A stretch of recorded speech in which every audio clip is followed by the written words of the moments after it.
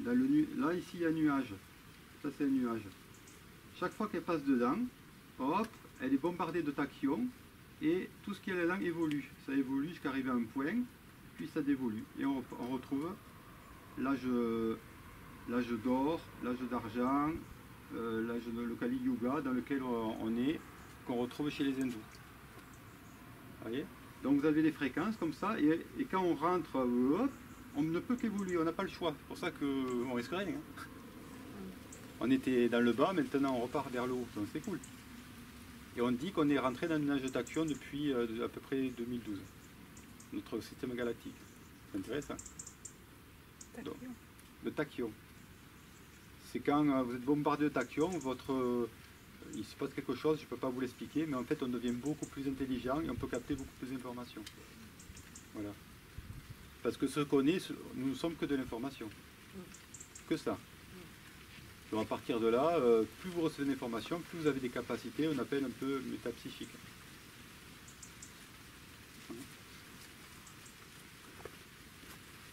Donc par exemple, ce qu'on appelle les enfants indigo, cristal, les HP, les hypersensibles, ben, qu'est-ce qu'ils ont? Ils ont une problématique de capter trop d'informations par rapport aux autres. C'est ça leur problème. C'est tout. Hein. Et donc ça les déstabilise parce qu'ils ne savent pas quoi faire souvent. C'est compliqué.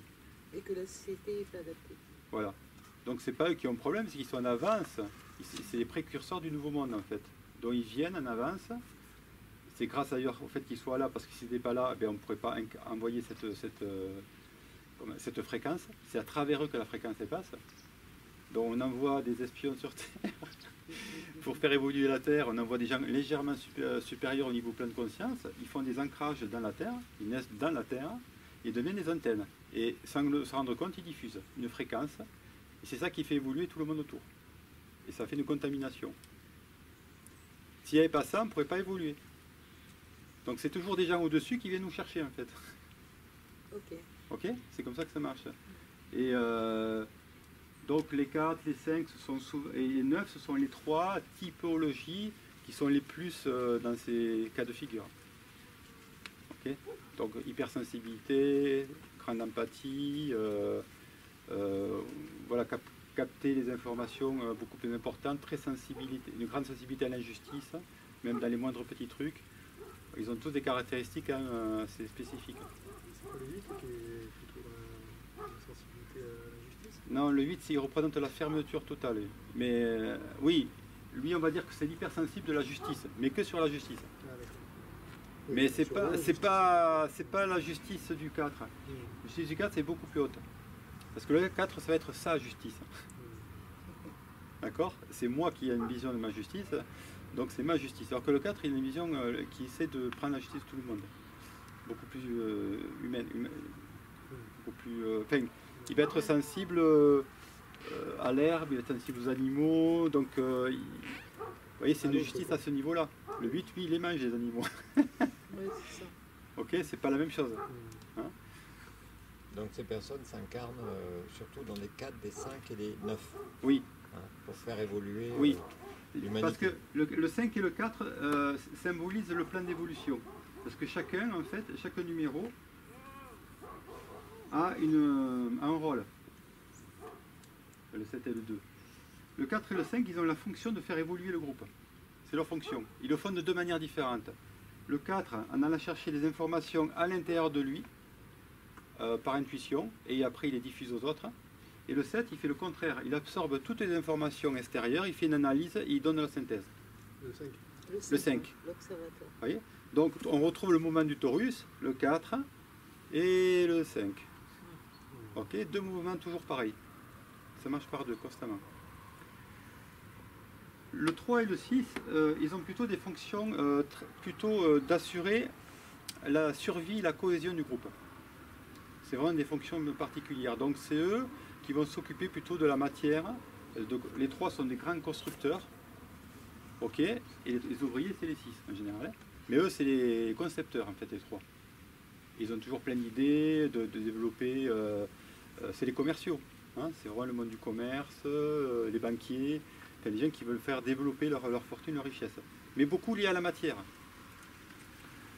Donc, donc avec les 6, les 6 c'est le type qui manque confiance en lui, donc qui admire le 3 et qui se met à son service. Ok. Donc ils s'entendent bien tous les deux, hein. C'est un super bon groupe. Vrai, mais c'est sur cette fonction-là. Donc ceux qui amènent la richesse, tout ce qu'on peut voir, l'aménagement, jusqu'à la beauté, voilà, de la matière en fait. On a besoin d'eux. Et puis vous avez le 7 et le 2, et eux ils ont plutôt des fonctions de relation aux autres. Le 2 va le faire à travers les émotions, le 7 à travers l'intellect. C'est-à-dire qu'il va relationner avec les autres sur le plan intellect, le 7. Et on va se régaler parce que ce sont des conteurs. Ils vous racontent des histoires merveilleuses, intéressantes, et tout le monde écoute les 7. Ils savent séduire tout le monde. D'accord? C'est pour ça que ce sont des journalistes, on les retrouve dans ces métiers de la pub, de tout ça, parce qu'ils adorent ça. Et le 2, lui, si vous dites c'est la maman. Le 7 reprend l'adolescent. L'adolescence. D'accord? C'est important.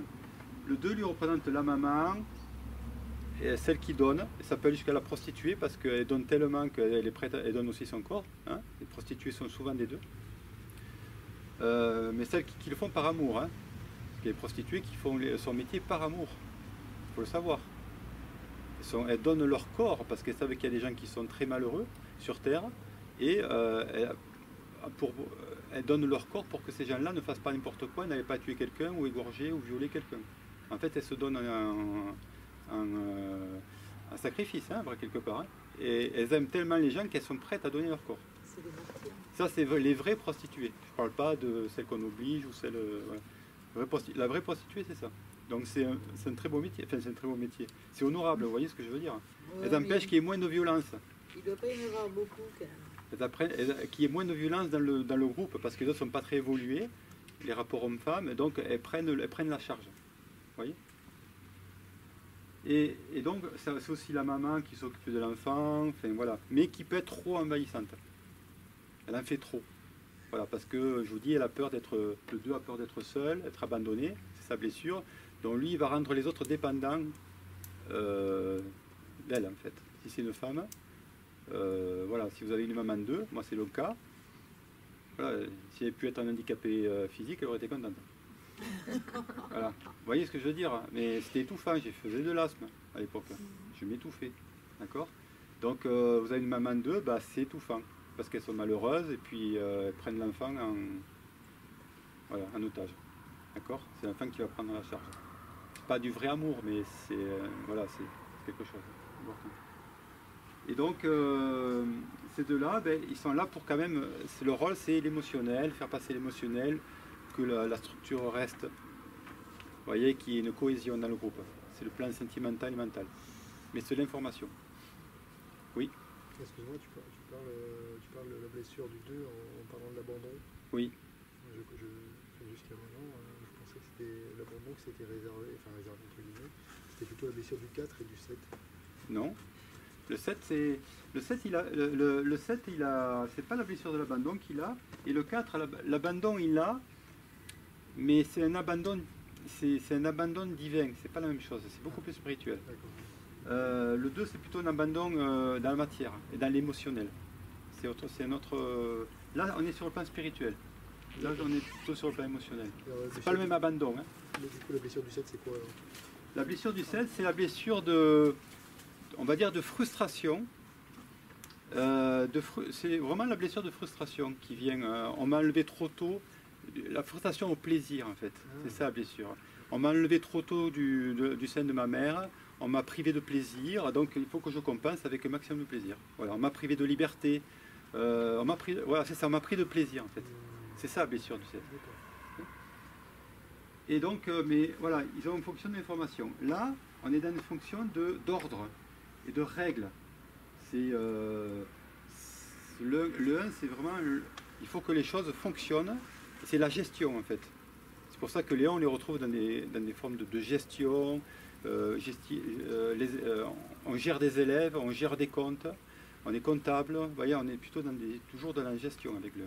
C'est ça qui les intéresse. Que les choses se passent bien, qu'il n'y ait pas de problème, que le monde tourne en harmonie. Donc c'est des persécuteurs de l'harmonie, de l'ordre.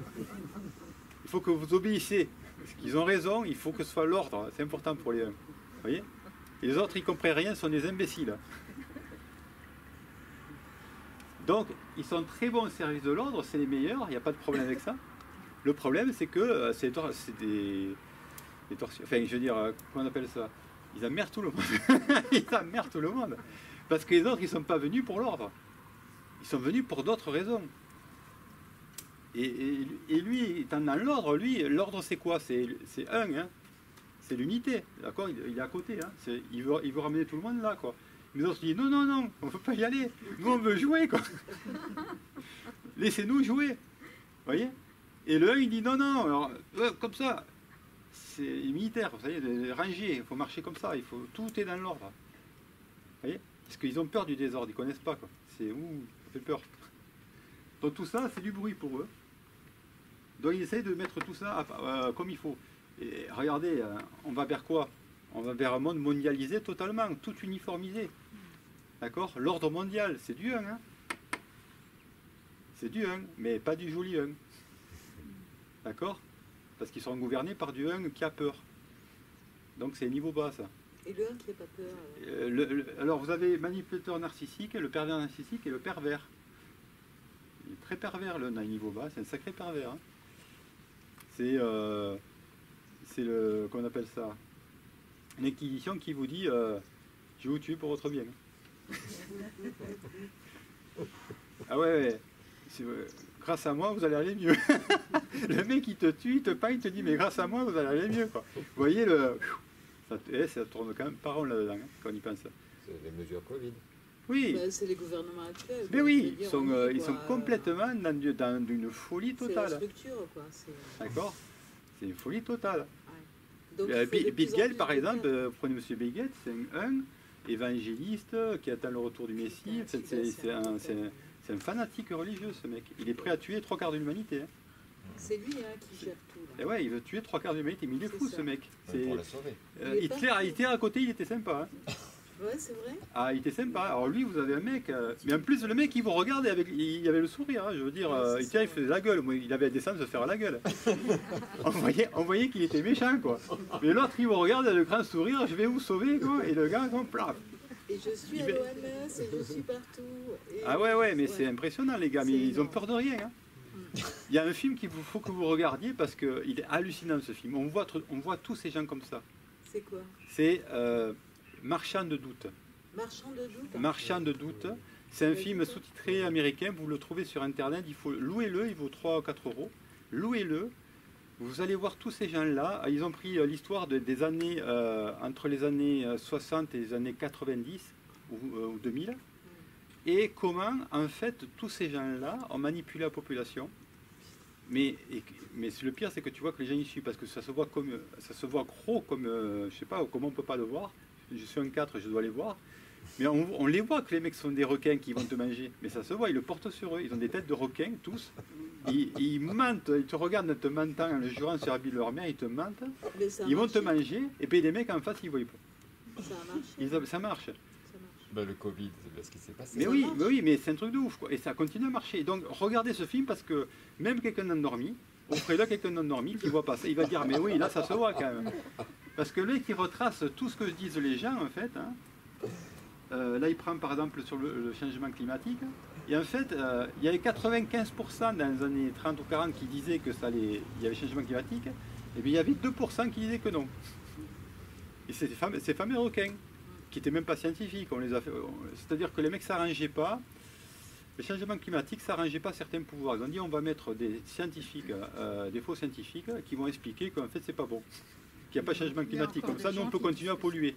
Il y a encore des gens qui disent que c'est vrai. Hein. Oui. Il y a encore donc, c'est pour vous dire qu'en fait, donc ils ont pris ces mecs-là, mais ils étaient que 2%. Et bien, ceux qui ont gagné parce qu'ils passaient partout à la télé, exactement la même chose qu'on voit aujourd'hui. C'est quoi le but de ces gens-là aujourd'hui? Bah, c'est toujours le même but. C'est toujours le même but. C'est-à-dire que là, on le connaît, le but. Tous les trucs conspirationnistes sont vrais. C'est pas du conspirationniste. Donc c'est rendre l'humain esclave de leur... Mais regardez, comment, en plus on est quand même... le fait qu'on soit fou quand même, parce que moi on est dans un état de folie totale. Hein. comment on peut appeler quelqu'un de conspirationniste alors que c'est lui qui dénonce la conspiration? C'est tous les mecs qui dénoncent, les lanceurs d'alerte qui dénoncent la conspiration qui sont appelés conspirationnistes. Vous voyez comment c'est inversé? Et ça, et les gens ils tiltent pas. C'est dingue quand même, vous voyez. Donc on est dans un niveau de folie top. Oui, mais c'est l'hérétique et l'inquisiteur. C'est pareil. À part qu'ils ont un pouvoir de ouf. L'inquisiteur il tue tout le monde et il dit il faut tuer les hérétiques, alors que l'hérétique il dit bon peut-être qu'il y a une dérive, que l'inquisition va trop loin. Ouais. Bah, le mec on le brûle. Voilà, c'est pareil. Il a raison, on va trop loin. C'est pareil. Et l'histoire a toujours fait ça. Et on ne se rappelle pas de l'histoire, parce que ce qui se passe aujourd'hui, mais ça s'est passé des 50 ans. L'histoire, c'est que ça. C'est toujours le même processus. Et nous, on ne le voit pas. Et quand est-ce qu'on en sort? Et comment on fait pour ne pas le voir? Mais je veux dire, c'est tellement énorme que c'est le même processus. Vous avez toujours, ça a été dit par plein de manières. Vous avez le mouton, vous avez le berger, vous avez le loup. Bon, le berger, pour que les moutons restent, pour qu'il reste au pouvoir, il faut qu'il les maintenienne constamment. Et il maintient le loup. Voilà. Pour rester au pouvoir. Hein. Sur les moutons, ils n'ont pas besoin de berger. Et vous trouvez le sauveur, victime, bourreau. Le triangle Karman. C'est le 3. D'accord? Vous avez le sauveur, la victime, le bourreau. On est toujours dans le même processus et on retrouvera ça à tous les niveaux. Si on est toujours dans ces mêmes processus, on en sort quand? Alors, ce qui est intéressant, c'est que c'est un cycle, je vous ai dit c'est un cycle, où on expérimente toujours la même chose de plein de manières différentes, et à un moment donné, on sort du cycle. Donc, comme je vous ai dit, on rentre dans le nuage de tachyon. Et là, on va vivre autre chose. C'est-à-dire que peut-être il y aura encore un triangle, mais ça sera, au lieu que ce soit sauveur, ce sera aidant. Au lieu que ce soit victime, ça sera personne qui se prend en charge. Et au lieu que ce soit bourreau, ça sera une personne qui donne son énergie d'une manière intelligente. Qui dépense son énergie d'une manière intelligente, peut-être, vous voyez. Voilà, qui met sa force au service des autres. Voilà. Et c'est ça qui va donner un nouveau triangle. Ce ne sera pas le triangle parfait, mais ce sera le nouveau triangle. Et dans 2000 ans, on dira, ceux-là, hein, sauveur, victime, bourreau, ils sont encore dans les dents, le truc et truc. Non, monte plus haut. Mais déjà, si on arrive là, c'est super, vous voyez. Ah bah ouais. Et là, tu pourrais justement expliquer comment on fait tous un peu le passage du 9 au 6 au 3. Ok, alors on rentre plus dans quelque chose de précis.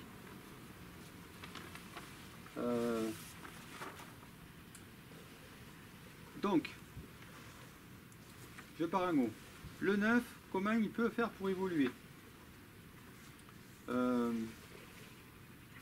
Alors, j'ai oublié quelque chose d'important sur 9, je reviendrai sur la question. Pourquoi ce dessin est intéressant? Et que vous voyez les types qui sont placés à différents endroits. Parce que vous comprenez avec ce seul dessin qu'en fait, votre vision est toujours partielle. Pourquoi? Parce que, regardez, moi, si on me demande quelle est la réalité, je vais dire ce que je vois, ce que je perçois là. Et c'est surtout vous. D'accord? Si à vous, on vous demande la même chose, vous allez plutôt me percevoir à moi. Et on va se dire, et on va se disputer pour dire, mais non, mais c'est moi qui ai vu la réalité. Je dis, non, non, c'est moi. J'ai raison. Et vous voyez bien que c'est normal que, en fait, on ait des réalités différentes chacun, puisqu'on est chacun enfermé dans notre monde et à chaque fois on est dans des positions différentes. Donc tout ce qu'on capte, c'est personnel. Ok? Donc ça veut dire qu'on ne peut pas sortir de ce monde-là, on est tout le temps en train de regarder d'une certaine manière. Bon. Si par contre, vous avez l'idée d'aller voir, de vous mettre à la place des autres, comment les autres regardent le monde? Ok? Et à chaque fois que vous comprenez comment l'autre regarde son monde, vous avez la compassion pour la personne. Vous comprenez pourquoi elle fait ce qu'elle fait. Donc vous ne la jugez plus. Donc, si vous jugez quelqu'un, c'est parce que vous n'êtes pas mis à sa place. Vous n'êtes pas rentré dans son monde, vous êtes resté dans le vôtre et vous n'êtes pas mis à la place. Comment il pense? Voilà. Donc pour monter à ces niveaux, il faut se mettre à la place des autres. Donc le 9, doit commencer par se mettre à la place du 6 et du 3.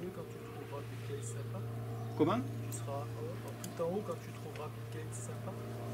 Oui, oui, parce que tu ne... Mais ça ne veut pas dire que quand tu ne juges pas, que tu n'agis pas. Il ne faut pas faire attention. Souvent, les gens ils confondent les deux. Vous ne jugez pas quelqu'un, mais vous avez du discernement. Discerner, ça veut dire, tu es ce que tu es. c'est normal que tu sois comme ça. Par contre, ce que tu es ne me va pas.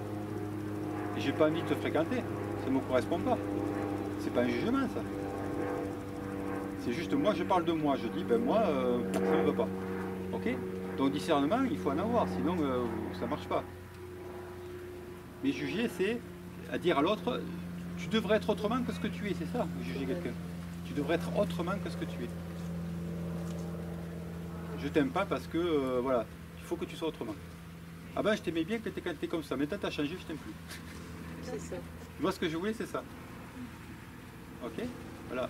Dès qu'on est dans le jugement, ben, on ne voit pas la réalité telle qu'elle est. Et donc vous mettez à la place, voilà, le 9, il a besoin de quoi? Je vous ai dit, le 9, c'est le bisounours, il arrive les mains dans les poches d'un pays en guerre. Ok? Coucou les copains, ça va? Je vais vous faire un petit bisou.